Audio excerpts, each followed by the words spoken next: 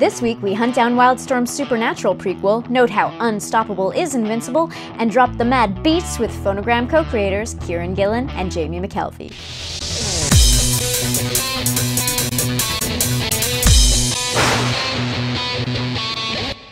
On this episode of A Comic Book Orange, another demon bites the dust. No thanks to you, Dean. Sorry, Sammy. I'm reading this new Supernatural prequel comic about us by Andrew Dabb and Daniel Loughlin from Wildstorm. I mean, it's not Big Bros the Asians, but it's pretty good. Whoa, is that us making out?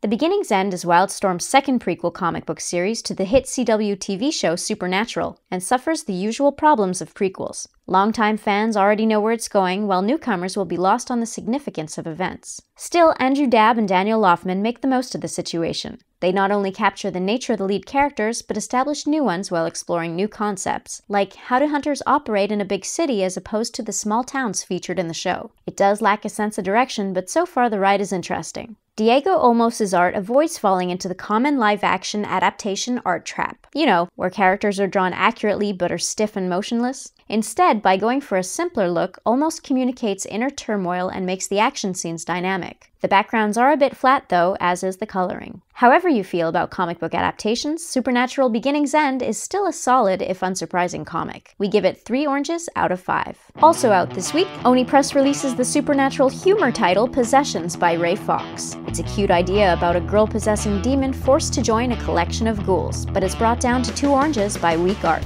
The 4th volume of the Omnibus collection of James Robinson's Starman comes out from DC Comics. A groundbreaking sleeper hit back in the day, lead character Jack Knight is the superhero for non-superhero fans. Start with the 1st volume and enjoy discovering this 5-orange masterpiece. Another 5-orange work is Robert Kirkman and Ryan Ottley's Invincible, featuring high-stakes, believable characters and a fast pace it has always been easy to get into. Why not start this week with issue number 70? This week we interview Kieran Gillen and Jamie McKelvey, co-creators of Phonogram. What's your collaborative process for this? Well, he gets very drunk at night and writes the scripts, gets continuously drunk and writes the scripts, and then he sends them to me in barely legible, intelligible form. I sort of beat them into shape, send him the pencils, he requests changes, I tell him no. I say, don't you know who I am? And then I ink them, scan them, send them to the colorist. But no, we're very collaborative. Like, we're on IM every day talking about the process, talking about the pages. The most collaborative comic I've worked on, I think. It feels very much like a band. The idea, especially with Matt in it now, so it's this little 3-piece. We all bounce off each other, we talk constantly, we hate and we fight. We generally spend a lot of time calling each other's names. Yeah. If you actually read the script, it's more like a letter to Jamie than actually something that sort of formally recognises the script. You incorporate a lot of music into it. Are those bands and music groups that you like? Generally speaking, but I don't know, they're more illustrative. As in, we're interested in what music does to people. So we choose bands that specifically best show the point we're trying to make. Sometimes there's someone who's really, really obscure, and sometimes they're literally someone who's sold 50 million records. But it's also, we quite believe in the idea of art as a gateway. The idea that by talking about stuff we like, people discover this interesting stuff which we like, and it kind of feeds back because people come to us and talk about the bands they like, and we then discover them. Are the two of you thinking of doing any licensed properties, or do you think you'll stay mostly creator-owned? I don't know, I like doing my own thing. I like creating my own comics. When other stuff comes along, other opportunities, I'm happy to take them on, but I'm quite happy trundling along, doing my own thing. Is there anything that you would want to work on if you had the opportunity? Oh, that's a really good question. It'd be fun to try something like that people wouldn't expect. I don't know, like Iron Man or something. That'd be really interesting.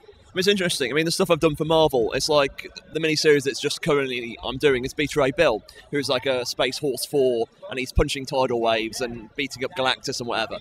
That's not very close to what I do. I like surprising people. And the interesting thing about doing a sort of licensed book or a book which we don't own, it really challenges both yourself and the audience perception of you. If you don't know how to solve a problem, that's the great joy.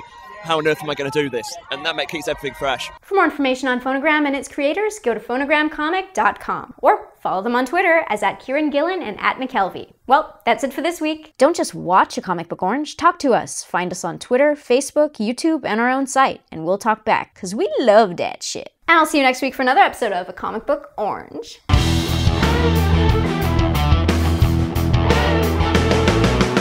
This week we interview Kieran Gillen and Jamie McKelvey, creators of Phonogram.